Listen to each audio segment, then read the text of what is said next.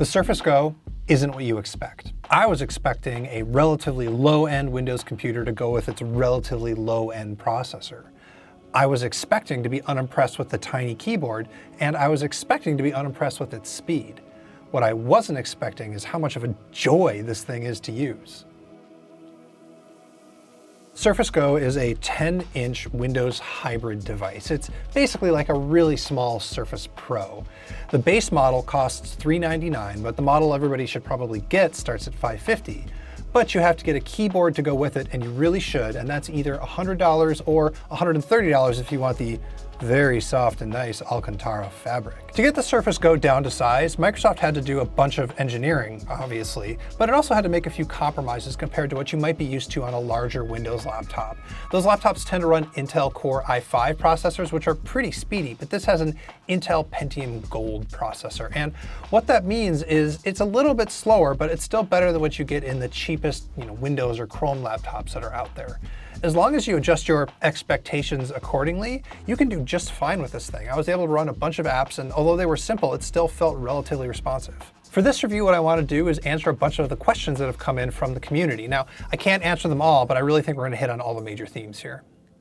So the first round of questions that we've got are about how powerful this machine is, and a lot of people wanted us to compare it to the cheaper model. So JL Clardy asked if we'd be able to compare the models, and he specifically brought up the eMMC storage on the base model. So let's talk about that a little bit. The base model, again, starts at $399, and it has only 4 gigs of RAM, which maybe isn't enough to run what you want on Windows, but it also has this thing called eMMC storage, or 64 gigs of it, and that type of storage is a little bit slower than a proper SSD. Unfortunately, I haven't been able to test it, I'm sorry, but my very strong suspicion is you'll want to get this model, which starts at $550, and for that extra price, you get a proper 128 SSD, and you get 8 gigs of RAM, which is plenty for running a bunch of apps as long as they're relatively easy to use, simple apps.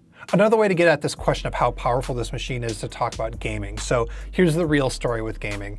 We installed some Windows Store games. Cuphead crashed on launch, so I don't know what the deal is there.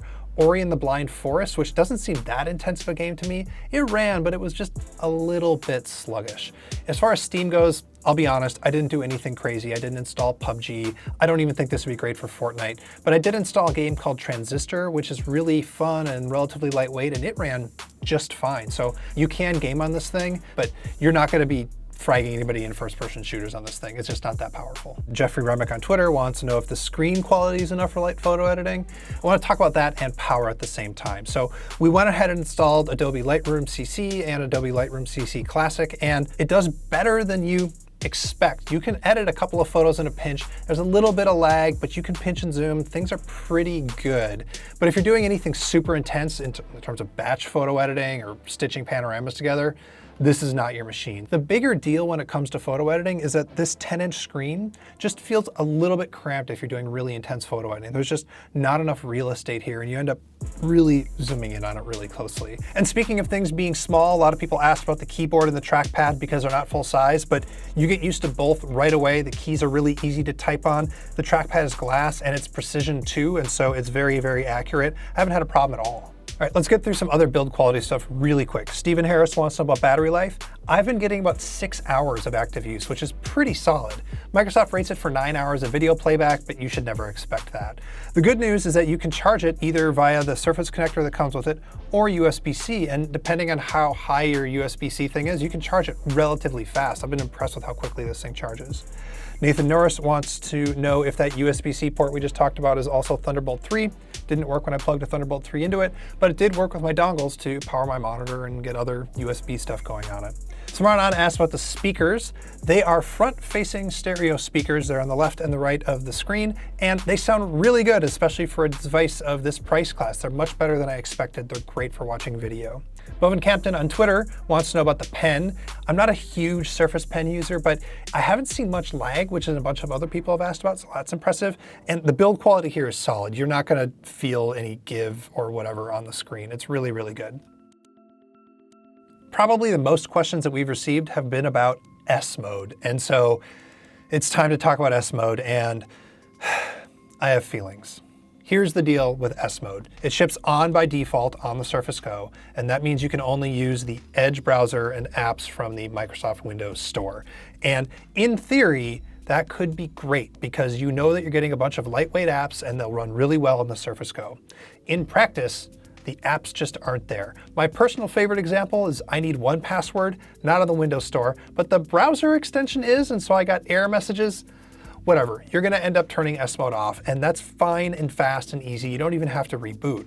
But it's gonna mean you're gonna install apps that are gonna bog this thing down a little bit. Like, I don't know, Chrome kind of bogs this thing down a little bit. It's all emotional for me because Microsoft has the right idea, taking mobile apps and making them for larger screens. They did it before Chrome did it with Android. They did it before Apple did it with Marzipan apps on the Mac. They've got the right idea, but the execution is still broken. They don't have the apps yet. We got a lot of questions asking me to compare the Surface Go to a Chromebook or to an iPad or to a bigger Windows laptop or even, I don't know, to the Mac, although not so much with the Mac. There are so many variables, especially in this mid-range, that making a comprehensive comparison is basically impossible. Compared to an iPad on a basic level, you could probably be more productive with this thing, but the tablet apps are like, they're worse. Compared to a Chromebook, you can, get more apps, do more stuff, but it's nowhere near as simple as a Chromebook can be. And compared to the Mac, I mean, that's just a whole different category. My bottom line is, if you like Windows, this is a really great tiny Windows machine. All right, I think we're gonna cut it off there. Thank you everybody for your questions. I'm sorry if I didn't get to yours, but hopefully we touched on the major themes. I wanna talk about my take on this machine. One of my favorite things about Windows is it never really stops you from doing anything. One of the questions we got was, can you do CAD work on this? And sure, you can do it. I just don't think it'll be a very good experience. When you use a Windows machine, you kind of have to know the limits of that machine, and that applies especially to the Surface Go. If you know what to expect and you stay within those limits, this thing will totally impress you. And when you use it, there's just something about the design and the curves and everything that just makes you kind of love this thing. And that, at the end of the day, is quite an achievement. Hey everybody, thanks for watching.